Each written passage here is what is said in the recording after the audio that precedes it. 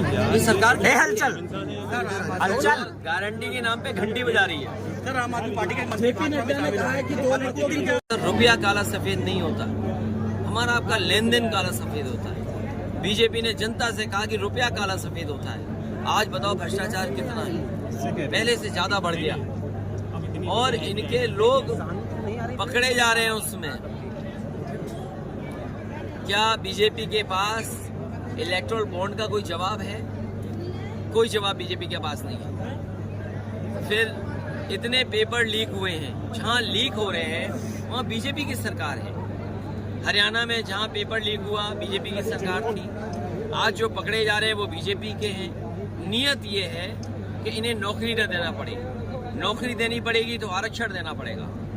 ये आरक्षण की वजह से और नौकरी की वजह से नौजवानों का भविष्य अंधकार में डाल रहे हैं। जो लोग अग्निवीर जैसी व्यवस्था लाए हैं, क्या कल पुलिस में नहीं ला सकते ये लोग? कल पुलिस में ले आए तो क्या करेगी जनता?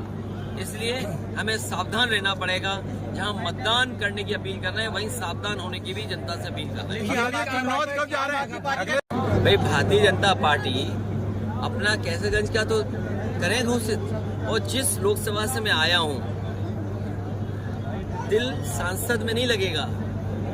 जो मंत्री होता है उसको मंत्री बड़ी चीज लगती है। कोई सड़क का मंत्री हो और सांसद बनना चाहेगा, तभी तो उनके मुंह से क्या निकल रहा है, हम बम्बई बना देंगे। अरे भाई बम्बई बना दोगे, बम्बई में क्या बना दोगे? तो ये घबराए लोग हैं जिनके पास कोई जवाब नहीं है। क्या किसान की आय दोगुनी की गारंटी है? नौजवानों को नौकरी देने की गारंटी? इसलिए लखीमपुर हो और हमारे सीतापुर के गठबंधन के प्रत्याशी सब जीतने जा रहे हैं।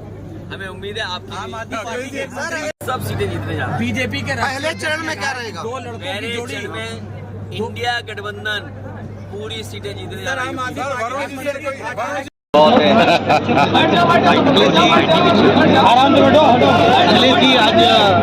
जीतेगी और कन्नौज ऐतिहासिक वोटों से जीतेगी। आप कब जा रहे हैं सर? वो फैसला भी बहुत जल्दी हो जाएगा। प्रदेश सरकार के मंत्री ओम प्रकाश राजभर ने कहा है कि मेरे साथ मेडिकल लूट हुई है। प्रदेश सरकार के मंत्री हैं ओम प्रकाश राजभर, जिन्होंने कहा है मेरे साथ मेडिकल लूट हुई। बताइए, सरकार में उनकी मां भर्ती थी और वहां उनसे मुझे दुख है इस बात का। उनकी ये माता जी का स्वर्गवास हुआ है।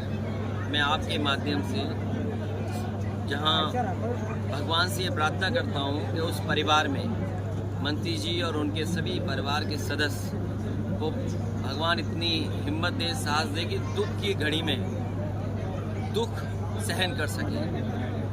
ये आरोप सरकार का इस समय लगा है, वो भी प्राइवेट अस्पताल में। सवाल प्राइवेट अस्पताल का नहीं, उससे पहले भी इलाज सरकारी अस्पतालों में हुआ है। आखिरकार सरकारी अस्पतालों में ने क्या इलाज किया है? और आप याद कीजिए, मैं 2 घटनाएं आपको याद दिलाता हूं। एक, भारतीय जनता पार्टी के सांसद अपने बेटे को एडमिट कराना चाहते थे, लेकिन वो एडमिट नहीं करा पाए। उनका बेटा, उसकी जान चली गई। बहुत सवाल खड़े हुए थे। और आप याद कीजिए, सीतापुर का एक पिता अपने बेटे को यहाँ से लेकर के गया था इलाज कराने के लिए।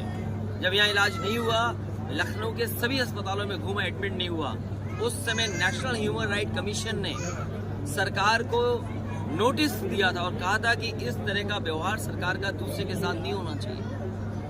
इलाज के लिए, गरीब के इलाज के लिए नेशनल ह्यूमन राइट कमीशन ने नोटिस दिया था सरकार को। इन्होंने सांसद खोया है।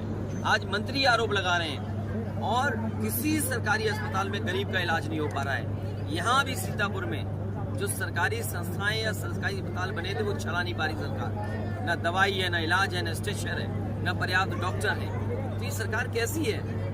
दुनिया में विश्व गुरु बनेंगे लेकिन गरीब को इलाज नहीं दे पाएंगे।